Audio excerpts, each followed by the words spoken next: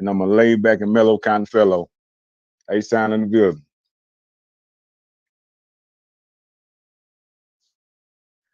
This introduces me to the rest of our guys in the crew on this Men Can't Always Be Wrong podcast. All right, I'm Stephen Fluid. I'm an author, former police officer for the Houston Police Department, servant, and an activist. And I'm looking forward to this great show and interacting with all of y'all tonight. Hi, my name is Jay Bean. I'm Mr. Average Joe, giving an honest opinion. I'm a former correctional officer, and I also have experience in the bail bond industry. Hey everybody, it's LDC1. Father, musician, hard worker, been out here grinding, you know what I'm saying? 42 years old, out here getting, man. As a hard-working black man. I also personally got in trouble last time for my realism because I keep it real, you know what I'm talking about? So it's going to be a wonderful show. I'm going to get to it. Shout out to all the men and all the women that's watching.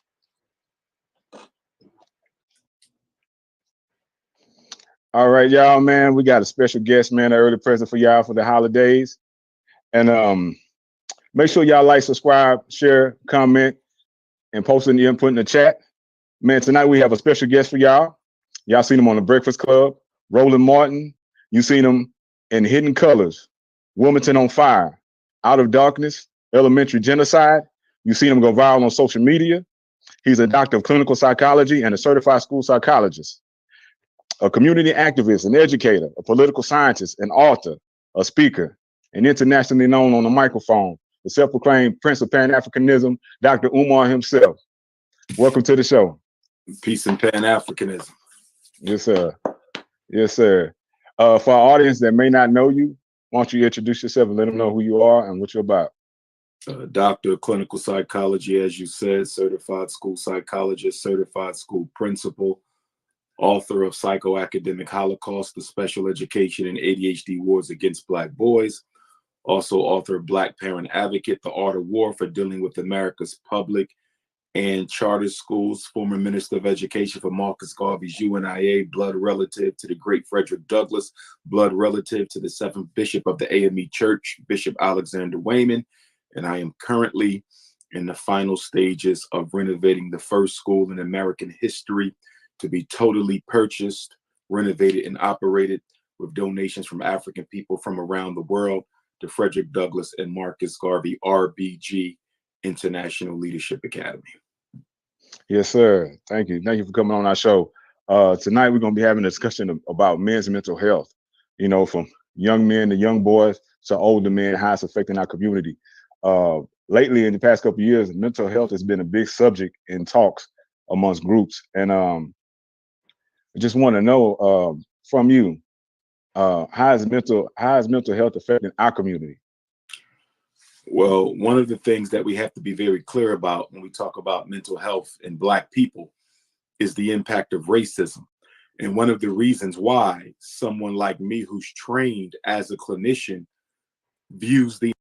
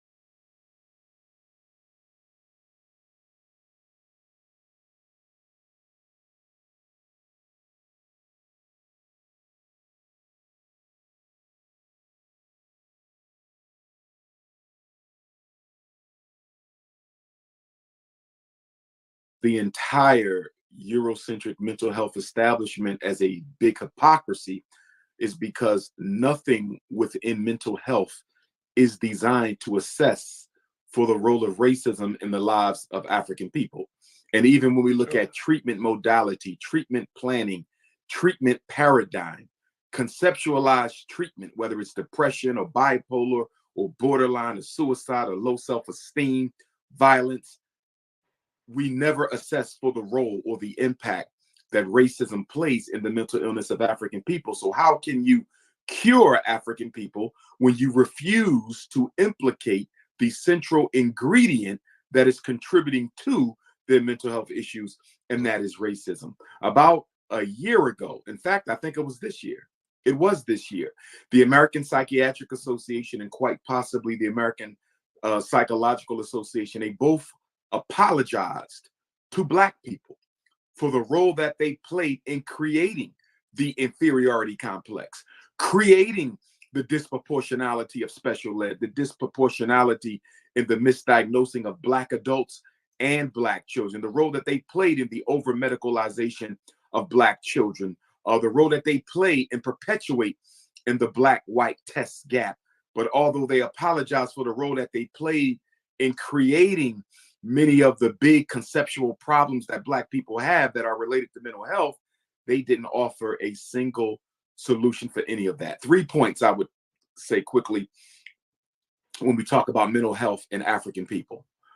Number one, if you don't deal with the psychological residuals of slavery and their impact on African people, you don't change anything else about African people. There must be a psychological holocaust amongst African people before you can change anything else. There's no economic revolution. There's no cultural revolution. There's no spiritual revolution. There's no community revolution until you first revolutionize the African mind. As the most honorable Marcus Garvey said, don't take the kinks out your hair, take the kinks out of your mind. It is the mental side that is the biggest problem our people suffer. Frederick Douglass said it best when he said, it is better to raise strong children than to repair broken men. So number one, we must deal with the psychological residuals of slavery. Number two, how can you effectively heal African people when the crimes against African people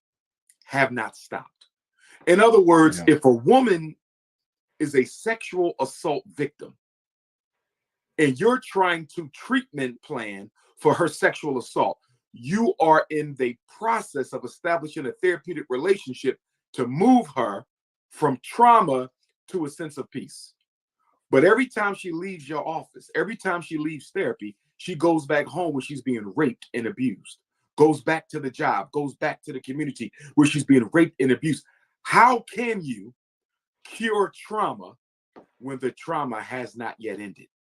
The point that I'm making, one of the biggest issues in the mental health of African people is the traumas, or excuse me, the experiences and circumstances that gave rise to our trauma have not stopped. We're still dealing with police brutality. We're still dealing with state-sponsored execution. We're still dealing with the inferiority complex, an entire society that is designed to perpetuate the marginalization of African people. So one of our biggest issues, how do you heal while you're still amongst the trauma? And the third one, European psychology does not admit the existence of spirit. European psychology does not admit the existence of spirit. This is a very big problem in the treatment of African people because we are spirit.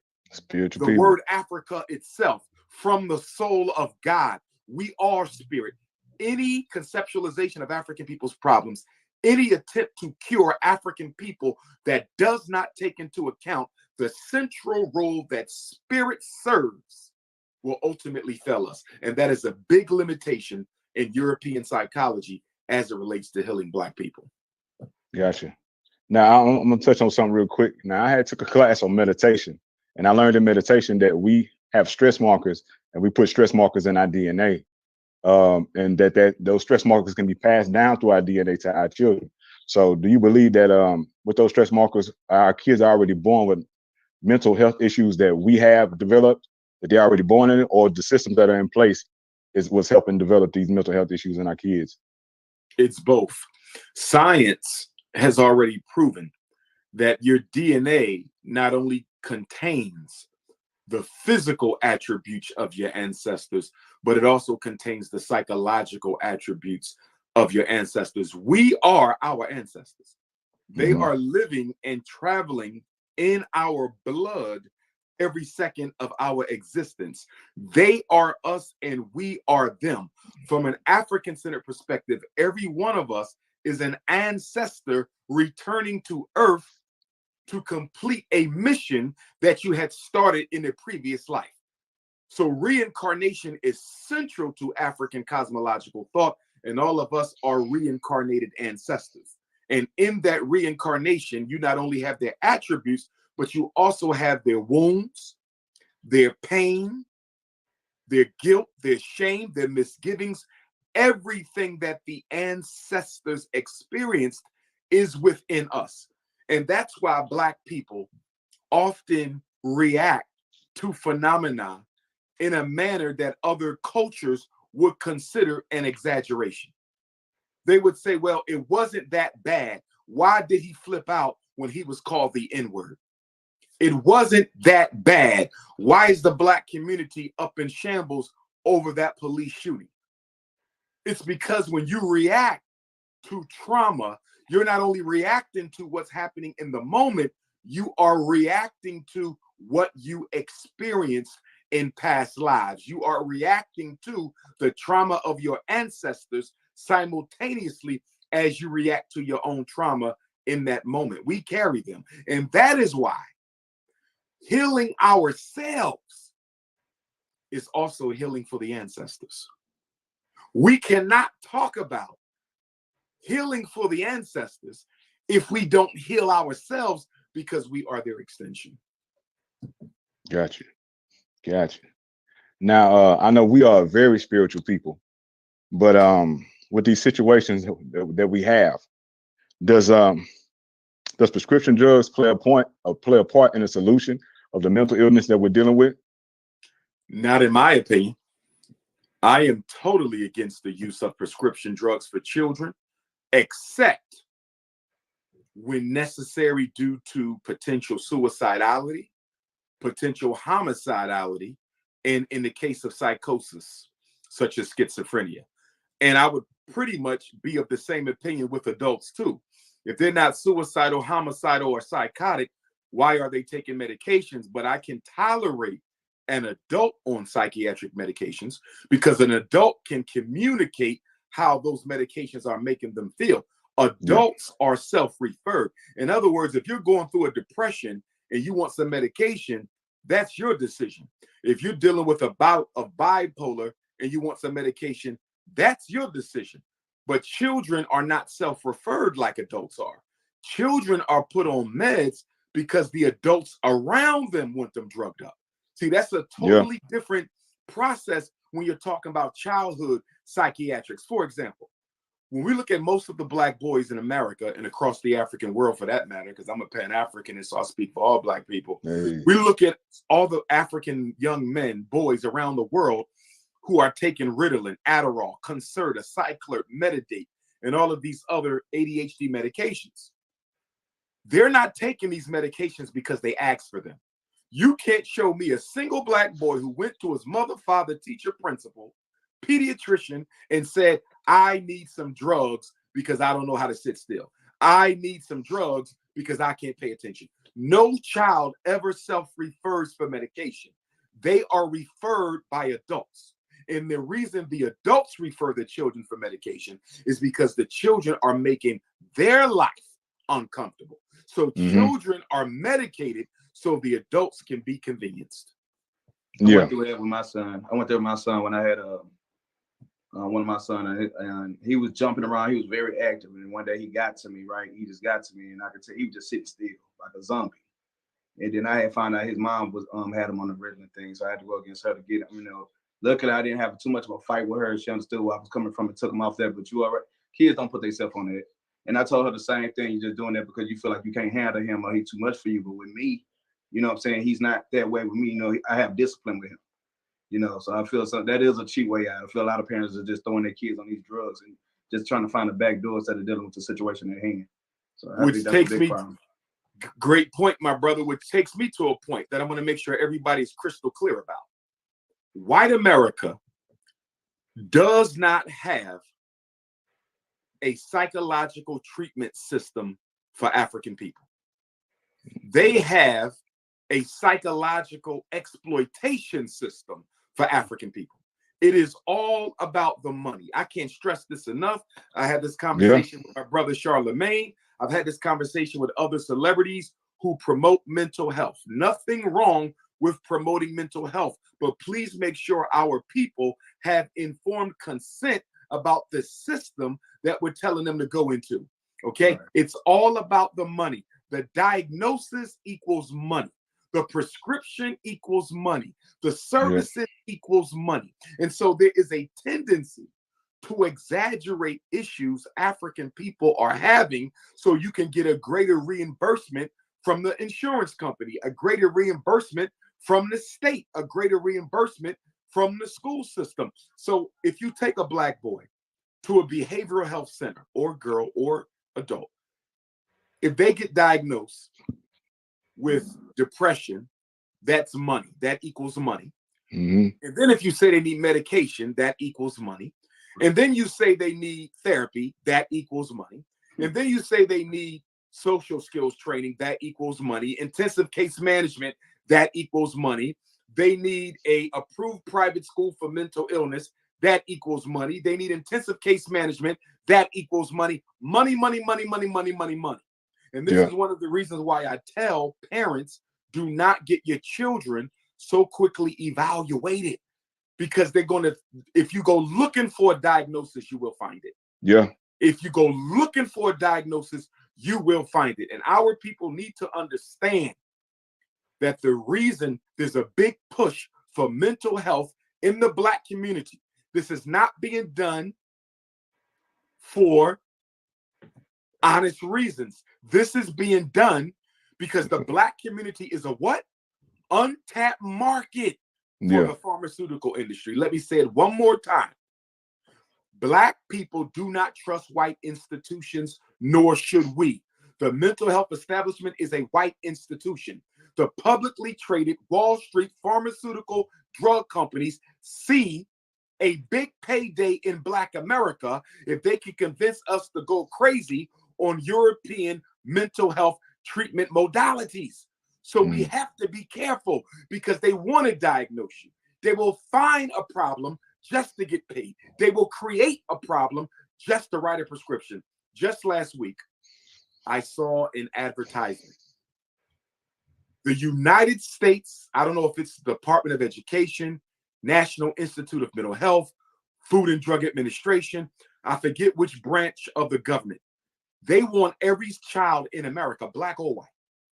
They want every child in America, I believe at the age of 7 or 8, screened for anxiety and depression. Why are you screening 7-year-olds for anxiety and depression? Every 7-year-old goes through bouts of worry. Every 7-year-old goes through bouts of sadness. But guess what? Go to one psychologist, it's a growing pain. Go to another psychologist, it's a family issue. Go to another psychologist, it's anxiety and depression. They don't care about 7-year-old kids in this country. The reason they want them screened for mental health is so the drug company can write prescriptions. Yeah. Now I'm a veteran. I'm a veteran myself. There's another veteran on the panel, Hoverman, Cap, Steve-O. I was dealing with some depression and anxiety. I developed anxiety about 34 years of age. And so they gave me a prescription for sertraline. And so I took it once or twice, and it made my head hurt. And so I looked into it, and I saw that it ramps up one thing and ramps down another one. I say, so this medicine is reprogramming my brain. That's why my head is. I said, I can't mess with this anymore. So I just left it alone. I started doing other things to to better myself. Meditation. I started martial arts, so that started being more active to put my focus in other places. Absolutely. And so, those, go ahead. I'm sorry, brother. I said I've been better. I've been better ever since. Powerful. To God be the glory. The other point I was going to make, gentlemen, is that these drugs, and anybody who doesn't believe me can go and do their research. You can start with the drug company websites themselves, because they often put some of the symptoms on the website, but they don't put all the symptoms, because they're not required to put all the symptoms, because the Food and Drug Administration, which is in cahoots with the Wall Street publicly traded drug companies, they are paid by the drug companies to not only push the drugs, but to also consider safe drugs that are toxic. And believe it or not, most of the research that is done to say that a drug is healthy, the research itself is paid for by the drug company who created the drug. So let me get this right. I make a drug for so-called ADHD, which is nothing more than ain't no daddy at home disorder. I'll make a drug for so-called ADHD. I know I can make about $10 million off this drug the first year. And I'll probably be in the billions after 5 years, the way that they misdiagnose some Black boys with this. Yeah. And the Food and Drug Administration, which is the drug and food police, right? They decide what's safe, not safe. I'm going to pay them off, first of all, because it is not illegal for members of the Food and Drug Administration. Check this out. It is not illegal for officials of the Food and Drug Administration to have stock interests in the same drugs they have to police. Did y'all hear what I just said? Yeah. The people responsible for telling you Ritalin is safe have stock options in Ritalin. And then the research to prove Ritalin is safe or not safe is paid for by the drug company that stands to make billions of dollars off of Ritalin. Yeah. Look at the corruption in the Food and Drug Administration. There's a group of white men right now suing one of the pharmaceutical companies because they took I forget which drug it was, one of the ADHD medications. And they started growing breasts. They started growing breasts because a lot of these drugs have high levels of estrogen, unhealthily high levels of estrogen in them, especially for developing Black boys. And as a result, white men grew breasts. And now the white men have a class action lawsuit against one of the pharmaceutical industries because taking drugs to deal with hyperactivity led to breasts. Yeah. I remember at one of your lectures, you spoke on that a couple years ago. I think you also mentioned something about sterilization too. Oh, yes. It causes sterilization, kills brain cells, stunts growth, tic disorders, schizophrenia, organ failure, premature ejaculation, can change the structure of the blood. When you look at the list of side effects, you would say to yourself, why would anybody give this to their child? And also, why would anybody take this themselves? Because you do know that the drug companies have immunity from the federal government. You can't sue them. It is almost impossible to sue a drug company, a pharmaceutical, for the problems that the pharmaceuticals cause. Because drug companies are one of the biggest lobbies on Capitol Hill. They have one of the biggest lobbies. See, here's what you got to understand about drugs. Dope, period. I don't care if it's illegal dope, legal dope, they all the same. And the people who sell them often control both sides of it as well. Drugs is the most lucrative business in the world. Why? Number one, very low output for very high gain. For example, if you own a restaurant and you cook food, you got to get a restaurant, you got to get a grill, you got to get the food, you got to get the chefs. You have overhead. If you're renovating an apartment building and you're going to turn that into rental properties, you have overhead. If you're a barber, you got to get your clippers and everything, you have overhead. You do hair, you have overhead. If you're a plumber, electrician, you got to get your supplies, get you a van, get you a truck. You have overhead. But once the drug is made, and as you know, every pill is a very small object. The pill is a very small object, and the chemicals that go into the creation of psychiatric medications are relatively inexpensive. The chemicals themselves are relatively inexpensive. And so you're mass producing something that weighs less than 1/10 of an ounce. Mm-hmm. But you're selling this thing that weighs less than 1/10 of an ounce for about $50 a pill, $30 a pill, $75 a pill. Look at the return on this. Yeah. And one of the issues I have with some Black investment firms is I see a lot of Black investment firms starting to invest in psychiatric medication as a way to bring returns for their investors, which I totally am against and liken it to slavery, because you are investing in the psychological exploitation, devastation, and re-enslavement of Black children. Yeah.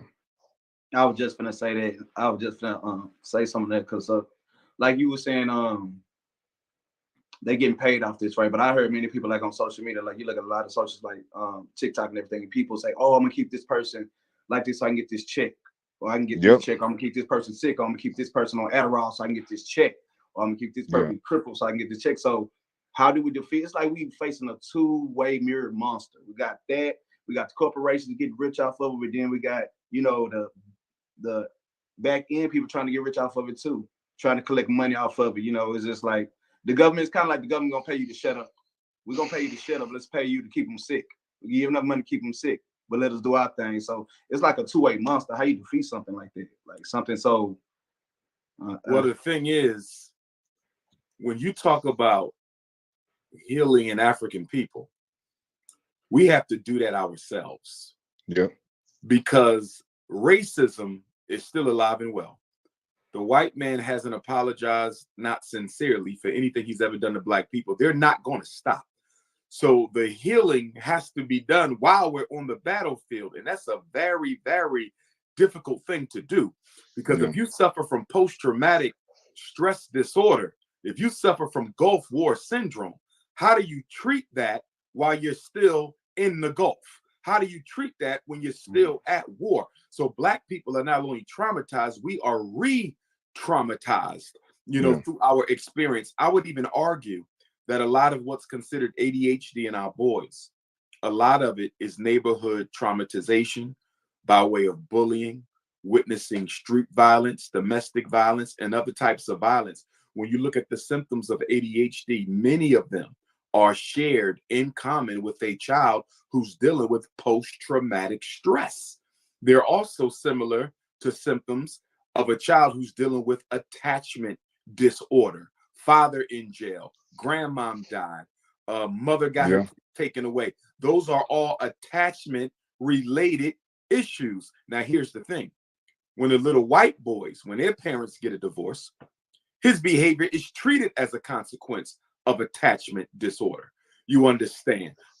If he lost somebody to death recently, his aggression in the classroom will be treated as an adjustment disorder. That little white boy is not going to be ushered off to the psychologist, the psychiatrist, or the pediatrician for a diagnosis and prescription, because white people care about their children. They don't care about our children. And as a result of that, when Black boys exhibit symptoms of internal mental health issues, instead of showing some compassion, some care, some concern, when it comes to the Black boy, it's all about controlling the uncontrollable animal.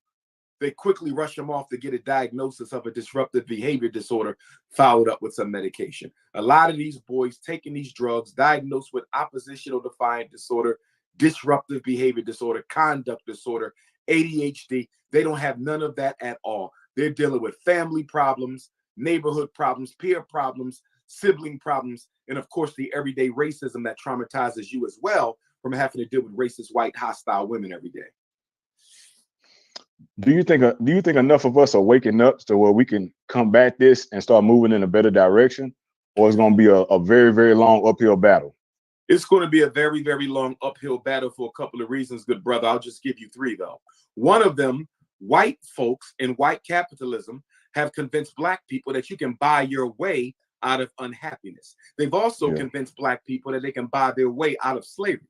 So you have Negroes across this country, 50 million. Many of them are out right now as we have this conversation, shopping for Christmas gifts because they think they can buy their way out of oppression, out of slavery, and out of misery. And that's credit to the white power structure for convincing Black people that if you just make enough money, if you just buy a good enough car, if you just move into a house that's in a white enough neighborhood, you will start to feel better about yourself. And what Negroes often end up finding out, and this is what I call buyer's remorse. Yep. Okay, Black people often suffer from buyer's remorse. You bought the Mercedes, and for the first 2 months, it did make you feel better, but you were not happy. That was just a feeling of euphoria. That was just the honeymoon period. And after 8 weeks, that Mercedes is now starting to bother you because you got to pay that insurance, you got to pay that gas, people trying to break in, you getting scratch marks, and you go through buyer's remorse. Most Black people, after Christmas, they go through a buyer's remorse where you regret having wasted all this money because at the end of the day, nothing outside of you can make you feel better. All mental health, all mental treatment, all mental transformation must take place within the inside. So number one, it's an uphill battle because Negroes are out trying to shop their way to freedom. That's number one. Number two, it's going to be an uphill battle because most Black people would much rather hide the mental health issues behind their materialism. So we do a good job of that too. I just got to look like I'm a healthy person. I don't actually have to be a healthy person. And credit again for this goes to the white power structure because they convinced everybody in America, not only Black people, that America is a civilization. We do not live in a civilization. There is nothing civilized about this country. You could probably argue there's nothing civilized about this world. You got people running into school shooting children. You got people walking into supermarkets murdering dozens of people. You have children committing suicide. Black girls right now, at least the last time I checked in the post-COVID era, our 14 to 17-year-old princesses lead this country in teenage suicide, in suicide period. The middle-aged white man was the one most likely to commit suicide for most of American history. Post-COVID, it became a teenage Black girl. So you got suicide, you got opioid crisis, you still got crack out here. You understand me? You got domestic violence, Black on Black crime, white on white crime, government sanctioned executions. There is nothing civilized about this country, but it's technologically sophisticated. And what the white man has done, he's convinced Black people in all of America that because you have a cell phone, because you can ride an airplane, because you have a tablet, because you have a video game system, because you have a car with heated seats and a radio in it, because you got Alexa in your house that you can talk to and turn off the lights and turn on the TV and turn up the heat, because you have technological sophistication, you are civilized. Technologically sophisticated societies are not civilized societies. Civilized societies are places where people are treated in a civil way. And people are not treated in a civil way in this country. You cannot have civilization alongside capitalism. Capitalism is the ownership of wealth by the few, which they accrue through the exploitation of the many. That means most people will be homeless. Most people will be hungry. Most people will barely be making ends meet. Most people will be destitute. 10% of Americans have more wealth than the other 90%. How can this qualify as a civilization? And that is a big piece of the mental health crisis that you're talking about, which is why I always say, until we start talking about giving Black men livable wage jobs so they can feed their families, until we start talking about giving Black men livable wage jobs so they can feed their families, we cannot talk seriously about solving mental health, because the best way to make a Black man feel better is to give him a job with benefits. For you, doctor, how do you think the suppression of our history affects the way we perceive ourselves? The greatest Black psychologist of all time, a fellow Garveyite, Dr. Amos Wilson, he said, and I'm paraphrasing, that a person's estimation of their self-worth is largely contingent upon what they understand their people to have been and done in times before they were born. So without question, the lack of knowledge of self exerts an excruciating amount of influence on the way that our children think, feel, and behave. We have to give them restorative history. We have to give them corrective history. With that being said, I want to add this disclaimer. You can teach Black children who they are all day long until they are blue in the face. But if Black children do not see themselves receiving the same kinds of opportunities that yellow children receive, the same types of opportunities that brown children receive, the same types of opportunities that white children receive, if they do not see themselves receiving those same types of opportunities, ultimately everything you taught them about themselves will ultimately be irrelevant. When I speak at prisons, right? And the prisons are filled with knowledgeable brothers, filled with woke brothers, filled with conscious brothers. They done read entire libraries in that prison. But guess what? They're still behind bars. And guess what? When they get out, despite knowing everything there is to know about ancient African civilization, despite knowing everything there is to know about political science in Black America, despite knowing everything there is to know about the Black liberation struggles, despite being a master of African history, they will end up in jail within 1 year with all that knowledge if somebody doesn't give them a job when they get out. So knowledge of self is important, but without opportunities, we will still breed criminals. Yeah. So I read one of your quotes, and then I'm gonna just read. It said, "We don't have the luxury of being one-dimensional, even though we are in a state of crisis. We don't act like." Do you still that's still relevant today? Absolutely, it's even more relevant now because when we look at the conscious community, I see a lot of brothers and sisters who are one-dimensional, and they try to justify being one-dimensional. They say, well, I'm just putting the information out. I've decided to just put the information out. Well, what if Frederick Douglass sat behind a desk and said, well, I'm just going to produce the North Star. I'm just going to produce the Frederick Douglass paper. You know, what if Harriet Tubman or Ida B. Wells or Fannie Lou Hamer, Dr. King, Malcolm, Medgar, George, Jonathan, Huey, Fred, what if they all just said, we're not going to do no work. We just want to teach the people. My job is to teach the people. And the reason why you have all these intellectual masturbators on YouTube is because they're not committed enough and they're too lazy enough to get off of the internet and do some real work. You cannot be one dimensional at all. I save children every day. I evaluate children. I'm building the school. I'm helping people with their personal problems. I'm contributing to the building of other institutions, different programs. I'm trying to do all I can in the short time that the Creator has given me on this in this lifetime to do. Yes, you have to specialize in certain things. As in the mental health and education of African children, I'm specializing in the reconstructive education of our people. I'm specializing in the building of the Frederick Douglass Marcus Garvey Academy. But I can't just do one thing. When you are at war and somebody says we need some water, do you say I can't get no water because I'm just a sniper. Snipers don't get water. You do whatever you gotta do so your people can win the war. I could even draw a parallel to Deion Sanders. Not to spend too much money on him, too much time on him. And I have tremendous respect for Deion, but that's the Deion Sanders Shannon Sharp argument. That's the Deion Sanders Shannon Sharp argument. You know, the problem of the HBCUs is not the problem of one man. The problem of the HBCUs was there before Deion. The problem of slavery was there before Frederick Douglass. The problem of slavery was there before Harriet Tubman. What if they would have said, oh, this is too big for me. I'm walking away. I can't do this by myself. When you love your people, you do whatever you need to do to transform their reality. Deion had a chance to transform the reality.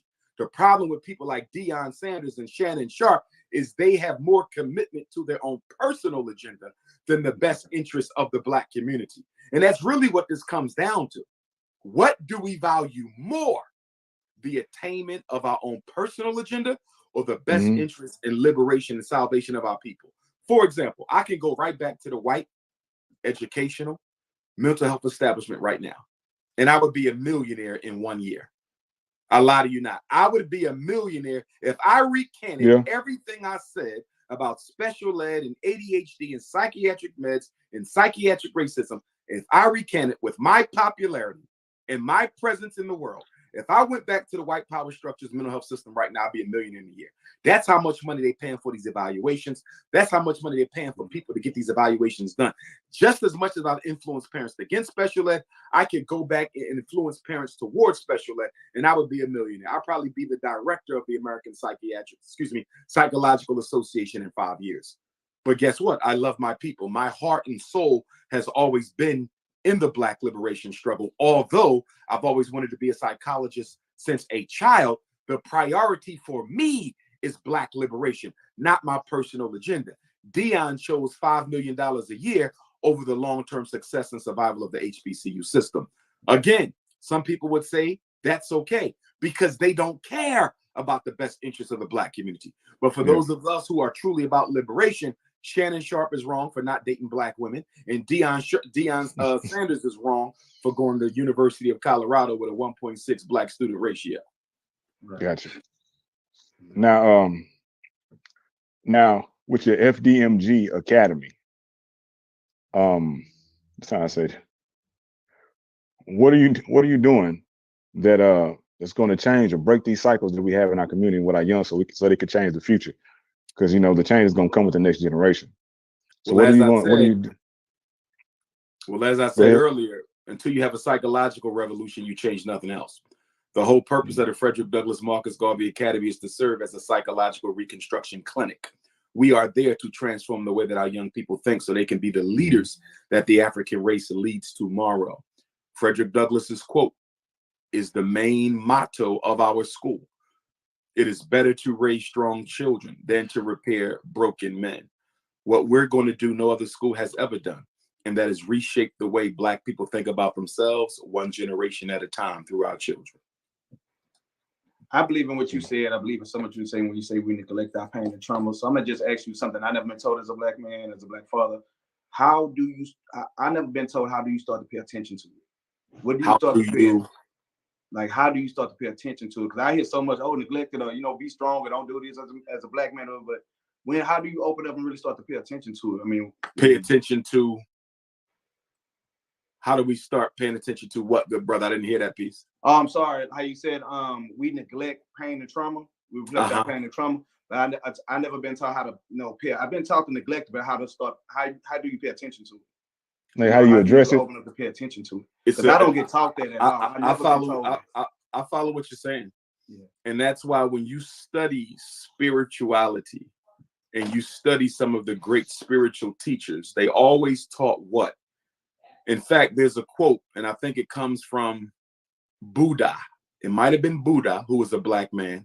It could have been Muhammad ibn Abdullah, the prophet of Islam. He was also a Black man. But one of them said that in the struggle between you and the world and you and yourself, you should second the world. Because until you've achieved victory over yourself, no other victory will be real. It is very difficult to engage in self-transformation. Why? Because you have an ego. We all have an ego. Yeah. And your ego's job is to constantly present an ideal picture of you to yourself.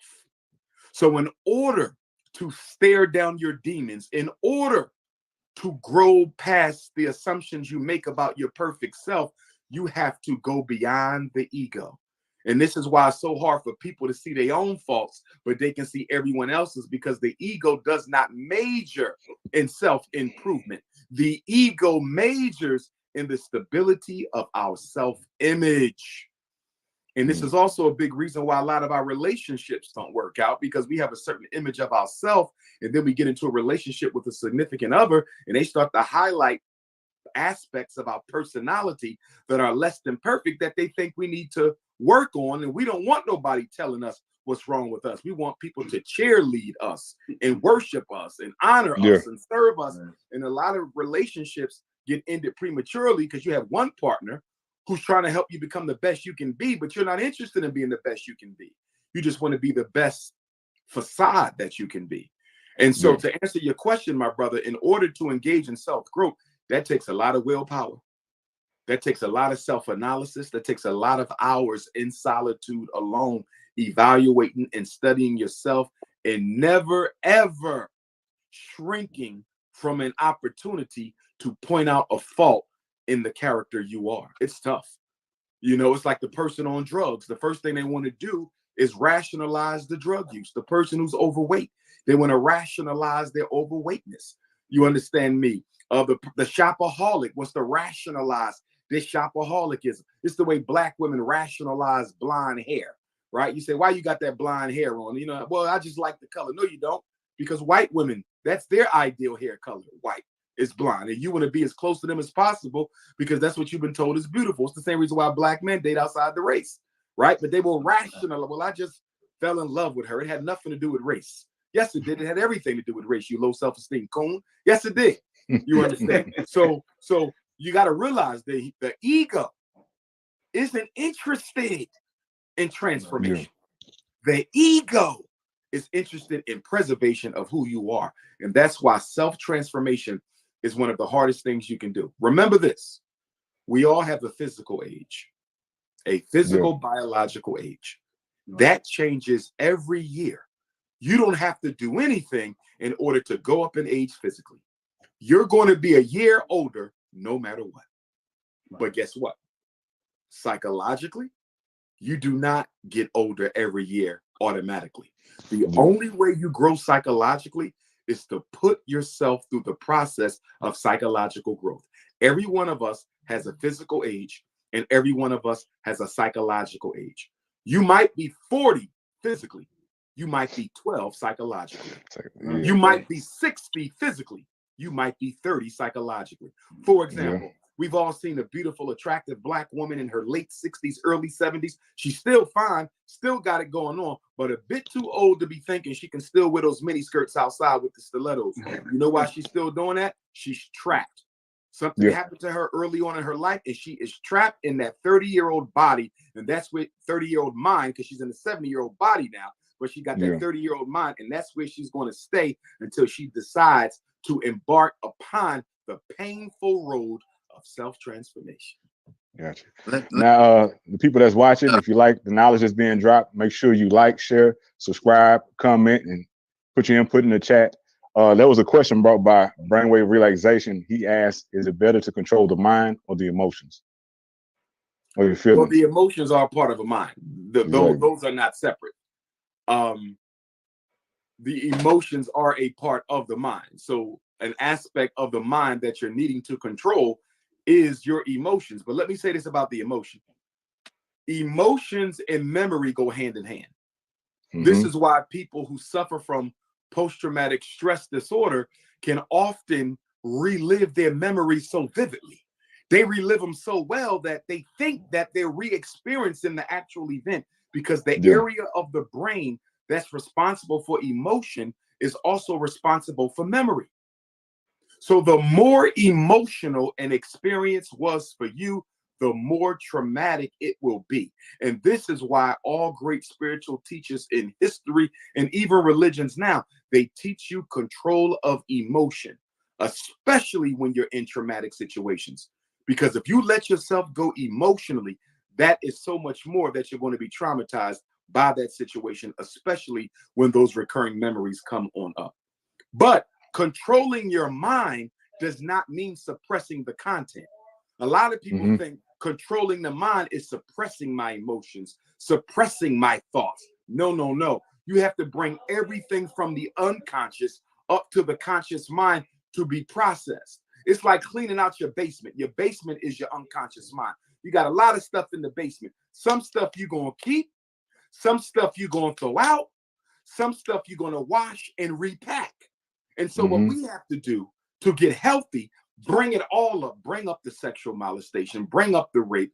Bring up your mother's abandonment. Bring up your father's emotional abuse.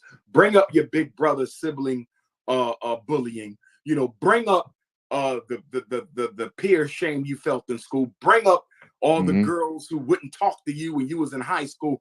Bring up the pimples on your face that made you look so ugly you didn't go to the prom. Bring it all up, reprocess it, decide what's getting thrown out, decide what you're keeping, and decide what needs to be repackaged. And the simplest way to repackage a painful memory, it won't take the sting out automatically, but it will transform the interpretation from a powerless interpretation to a powerful or empowering interpretation, and that is to reassign a new meaning to that experience. Reassign a new meaning to that experience. I'll give you an example. I was going through something recent personally, right? And I said, wow, why am I going through this? You know, I felt like I had bad luck or something. And then I said, you know what? The reason you're going through this is so you don't make this mistake when you open up the Frederick Douglass and Marcus Garvey Academy. So what I had to do was step back and say, wait a minute. These sets of circumstances that I'm dealing with over here in my personal life, if I look at it from a different perspective, it's actually training me for how to handle those same types of circumstances when they come up at the school. So we have to make sure we're taking disempowering memories and reinterpreting them so they give us a new powerful view on things. Remember, there is no such thing as actual reality. The brain doesn't know the difference between a dream and you could get into a fight in your dream tonight. Your body will respond as if you fought somebody in real life. The brain can't tell the difference between make-believe and reality. This is why gangster rap is so toxic. This is why violent video games are so toxic. This is why violent movies are so programming to people, because your brain don't know the difference, whether you went through it in a dream, went through it on TV, or went through it in real life. Your body, your mind, your memory will respond the same way. We have to use that law. We have to use the laws of psychology and the laws of spirituality to make sure we are building strong African consciousness and strong African subconsciousness. Go ahead. Go ahead, Steve-O. All right. Yeah, I wanted to say something real quick. It's very important that I say this, that when we talk about our communities, if we don't understand how we can better communicate with each other, the issues that we have, don't think the police are going to do it for you. The police is going to be there to take you and your problem and will put you in jail. Now, the solution to that, to these issues that we're having, because it is an ongoing cycle, ongoing problem. What I'm seeing and what I have seen is that we're seeing the mothers are younger, the father's not present in the home, of course. So now the child is having problems, difficulties. The mama has problems, difficulties. The daddy has problems, the daddy ain't there. So you got all people with all different problems, and no one knows how to solve that problem because it's a cycle. So then now when you get the police involved, they're not going to have patience unless it's one of our own kind. We have a better understanding. But nonetheless, to come up with solutions and to solve that problem, police officers and law enforcement can handle the overwhelming problems with mental illness, mental problems within our communities and as a whole. So what must happen is that once a person who understands and has the passion like Dr. Umar and people like myself and the stuff that I have going on and what I wanted, the solutions that I have, you have to be able to find someone within law enforcement, within the health industry, pharmaceutical, whatever you want to do. But most importantly, it's going to be between the police who's going to come there for a problem. If the problem gets out of hand, it has to involve police. So what you do is, that this is very important, is that you have to have someone in between, someone who knows the families in the communities, and then that information to the specific law enforcement who would then know that particular home or issues in that community, in that area, so that when the police does come and they don't know the issue, they're not going to have and waste any time. That's where the violence comes in. That's when the police brutality comes in. That's when, because now you're going back to the mental illness, you're dealing with the emotional person. And unfortunately, a lot of police officers are looking for that to get you hemmed up, to get the mother, to get the child hemmed up. So there's different alternatives now. There's solutions in place that can solve those problems. But how can you do that if you don't know how to deal with it when you constantly in that issue. It goes back to what Dr. Umar said again about the spiritual side. You have to know yourself, and then we have to always get back to the main source that we've always had as Black people. We had each other. Now, if a Black person in any hood right now has an issue, they don't have no one to go to. They don't have Dr. Umar, who's way over there in Philadelphia. They don't have it here, and Umar's not here in Houston, who they can go to. So what do you have? You have to have some resources, not government resources, because they're restricting on what they can and cannot do. Because how do I know that? Because I've seen it happen time and time again. So the problem is now is that we got to be sure that once we recognize our problems, be able to have that ability to communicate that problem effectively to people who are concerned, that can get the proper help to and relay that to the police officers. And that's where I come in, and that's where my vision is and my purpose is want to spread that kind of thing. But what Dr. Umar is saying. So the issue is definitely there, and it ain't going to stop unless we come into our senses, calm down, recognize where the problems come from. We already know. Dr. Umar has already stated that. We know all the issues we have. Now we just have to have the ability to make sure that we get the systems and the issues in place where it's like a 911. We call 911 for help, but this is another avenue towards 911 because 911 ain't even helping us now.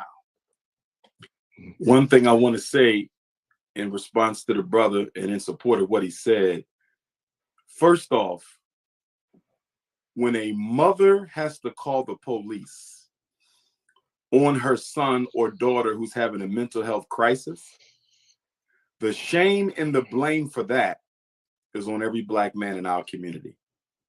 No Black woman should have to go outside of her community to get someone to counsel or calm down one of her children. You said something earlier, and basically it spoke to what I'm going to say now. The village is our solution. The problem with Black people in America, we do not operate as a village and have not operated as a village since desegregation. Mexicans operate as a village. Arabs operate as a village. Jews, Anglo-Saxons, Chinese, East Indians, Native Americans, everyone operates as a village. Black people operate as a nation of individuals. Nothing we do is done collectively. Part of understanding the ethos of mental health is understanding that just like a fetus needs the womb of the mother to grow and function, the individual needs the community to grow and to function. One of the biggest reasons why we have so much mental illness is we have no community. Where are our programs? Where are our systems? Where are our institutions? Where is our infrastructure? We don't have it. The Black psychologists, the Black social workers, the Black psychiatrists, the Black counselors, we should have a treatment modality already being implemented. I understand the Black psychologists have a treatment modality on paper, but it's not being implemented. And the reason these treatment modalities are not being implemented by our leading Black professional mental health associations is because everybody wants some money. Nobody wants to volunteer. The spirit of volunteerism that once controlled the Black community has been all but extinguished. We do not have the spirit of volunteerism no more. Nobody wants to do unless they are being paid for it. That's why our young boys don't have men in their lives. There's no reason why we got all these single Black mothers raising these Black boys on their own with all these Black men running around. If the father's not there, one of us is supposed to be stepping up to be accountable for that young man without expecting anything from his mother. The reason we got Black on Black crime, the reason we got gangster rap, the reason we got teenage pregnancy is Black men have no interest in fathering or being a father figure to children they did not biologically produce. Pathological selfishness is one of the greatest collective sins of Black America. Gotcha. Now you said something about the people wanting to get paid. Now the people that are about the money. now the people that are getting paid don't want their money cut off. They don't want their bank accounts frozen. They see the shambles that we in, and they know they could collectively help. If we get together, get on the same page, we could change ourselves. We don't really need nobody outside, but they're so afraid of being blackballed or being or their money being stopped that they don't want to help us. Thomas Sankara, the great Pan-Afrikanist from Burkina Faso, who was assassinated in 1984, I want to say, 87 maybe. I think it was 87. He said, the man that feeds you is the man that owns you. Yeah. And that's what's wrong with our athletes and entertainers. They have a lot of money. They have no freedom and power. Zero. They are scared as shit. I know. I've been around many of them. They're scared as hell. Millions and millions upon millions of dollars. They are scared to bat a fly. We are not going to get free waiting on them. They are too tied into the white power structure. They are too afraid. You're not getting liberation from them. So we have to get it from ourselves. But the problem with black folks, going back to white supremacy and the capitalist model again, they have convinced us that having money and being able to buy things is more important than freedom. And it's hard to value something you never experienced. That's another issue with black folks. See, this is why the first few generations of enslaved Africans fought harder than all the subsequent generations until the Civil War. Why? Because they knew what freedom was. Yeah. When you have something and someone takes it from you, you know exactly what you're missing. You understand me? If I'm drinking one of my ginger ales and you come take my ginger ale, we might got the slap box for that ginger ale because I know what that Schweppes ginger ale tastes like. But if you take the ginger ale from me and I never tasted that ginger ale, well, I don't really know what I'm missing. I can probably live without it. And black people are so far away from freedom that we no longer value it. And one of the reasons why we don't get respect from other people is everybody can see that we are okay being oppressed. We are okay being murdered. We are okay being miseducated. We are okay being gentrified and mass incarcerated as long as we can experience the conveniences and material privileges of American society. That's how low our integrity as a people has gone.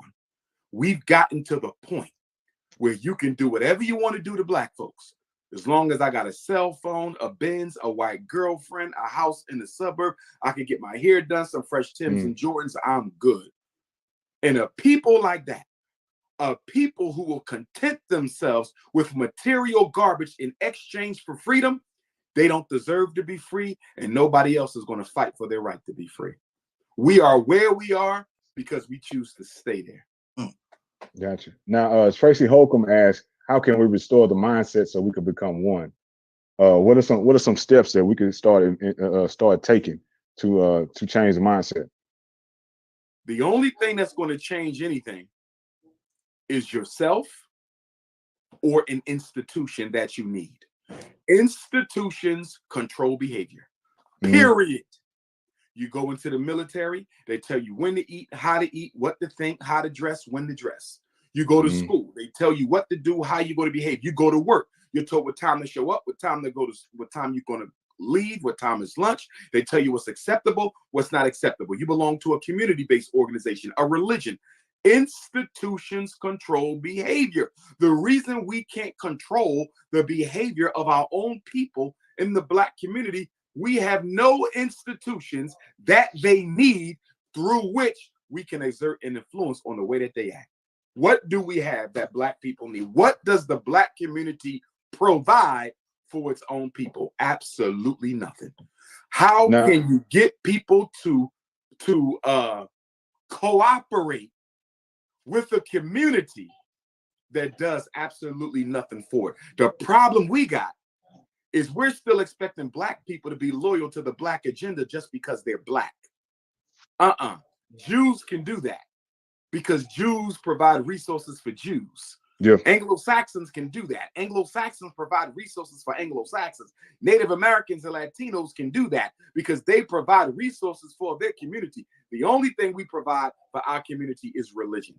There's no other resource black people have for black people. If you don't change that, you'll never get your children back. We could get all these drug dealers tomorrow. We could get the killers and the gangbangers off the street tomorrow. Hang up a sign that says $50,000 a year jobs with benefits, as well as a house purchase stipend, a house purchase scholarship. They lay them drugs down as fast as you can. You won't get everybody, but you'll get most of them. The reason our children don't pay no attention to us, we have nothing for them.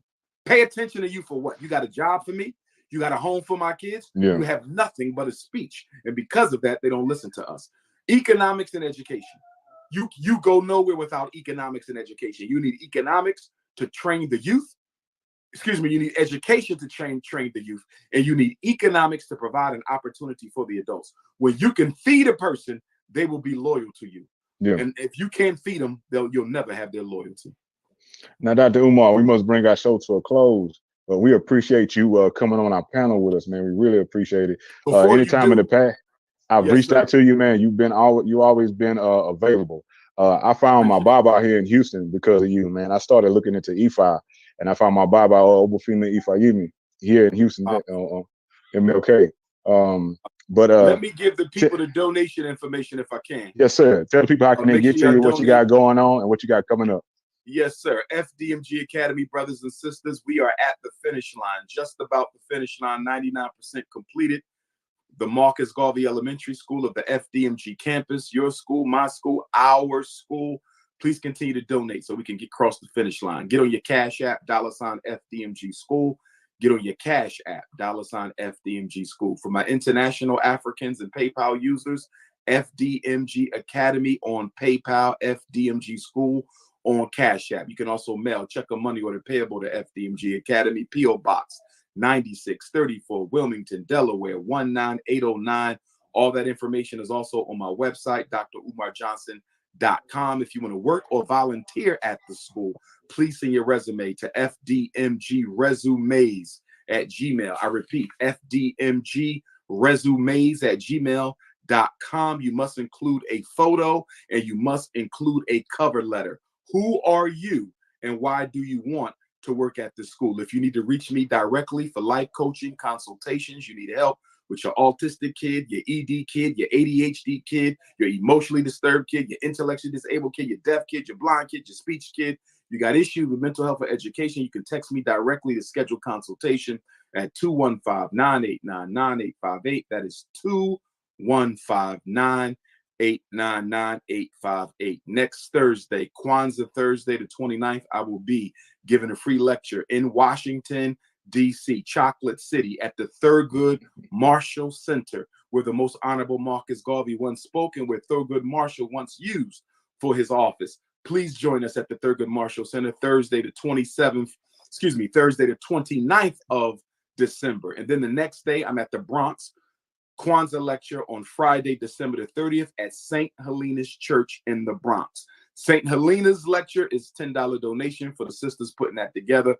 but the DC lecture is absolutely free. To my brothers and sisters on the mother continent of Ghana, I should be there on January the 3rd, bringing in the new year, speaking at the University of Ghana, East Legon campus. I also have St. Louis coming up. I have Pittsburgh coming up, Pleasantville, New Jersey coming up, St. Louis coming up, Baltimore coming up, and a few other places coming up. But anybody need that information, Dr. Umar Johnson at yahoo.com or 215-989-9858. And you can subscribe to my video on demand platform, drumar.tv, www.drumar.tv.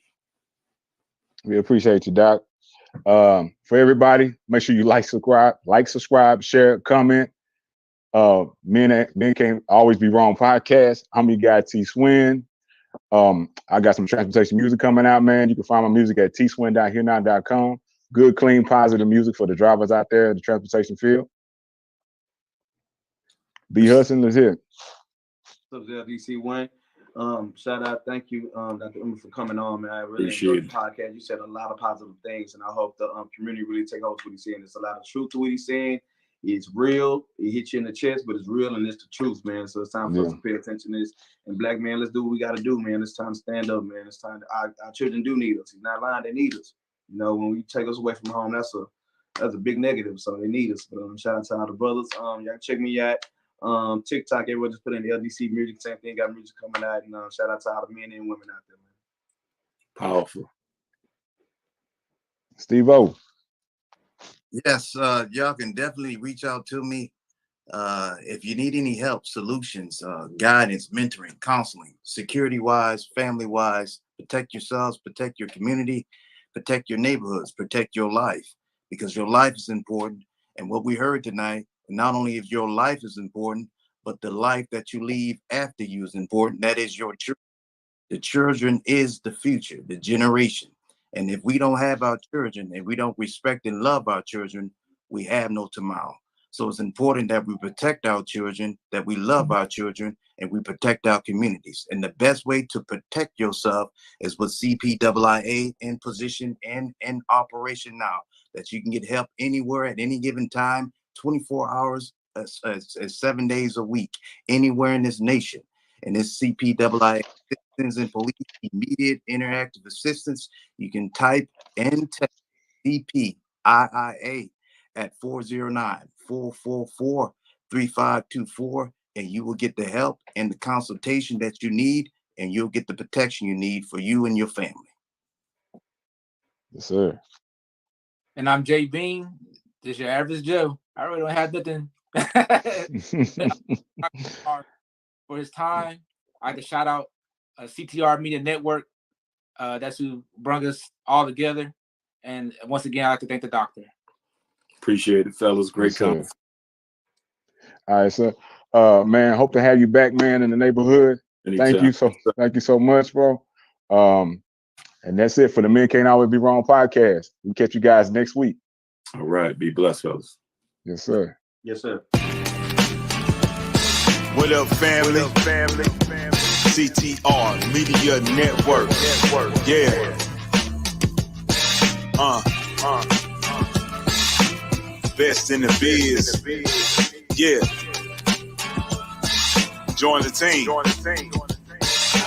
CTR is who we are, the media network that's the best by far. Whether you listen at your home, at your job, in your car, come get the information that's needed above par. Never lasting, motivational podcasting, giving you the answers to the questions that you're asking. Serious talks and topics, how to come up and profit, how to better yourself, your health is here. We got it, reaching 350 million, they tuning in. We in 50 different countries, we all can. And like-minded, find your purpose and your assignment. Come get your fix, your feel, your mental alignment. You are now listening to CTR Media Network. What up, family? CTR Media Network. Yeah.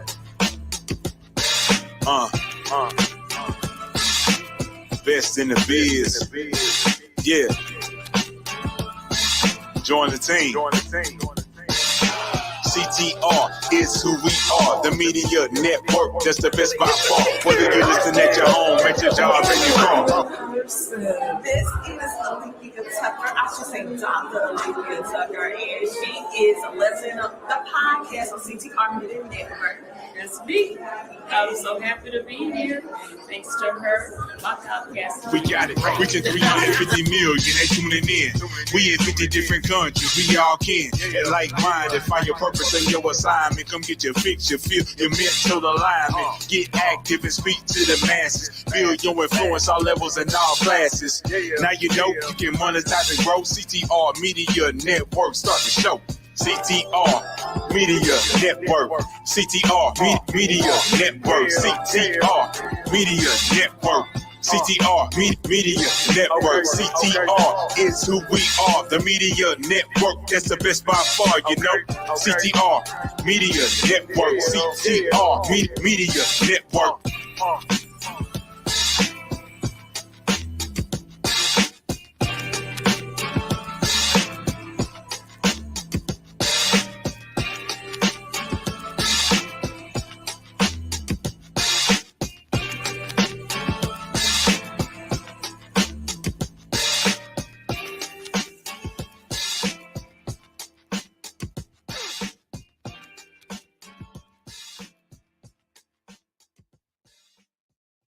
CTR Media Network is now accepting new podcasters to join our growing network that's reaching 350 million global listeners. Have you heard?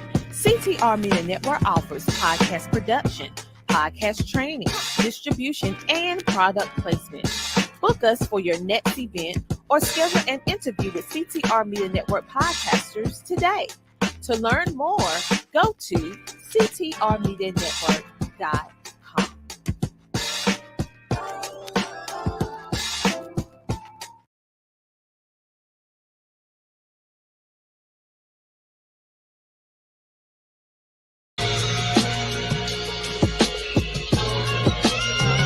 Y'all got a purpose in this life. While we on this earth, find your dedicated life. Don't listen to these haters and backstabbing neighbors. Fake friends and family with snakeskin layers. Take that vision that's up on your board and put it in your prayers. Get yourself up out the bleachers in the game and be a player. Take them people want you to chill. Don't sleep behind the wheel. The devil trying to make a deal. Don't sleep behind the wheel. Them people want you to chill. Don't sleep behind the wheel. The devil trying to make a deal. Don't sleep behind the wheel. If you really want to win, my friend, then keep trucking.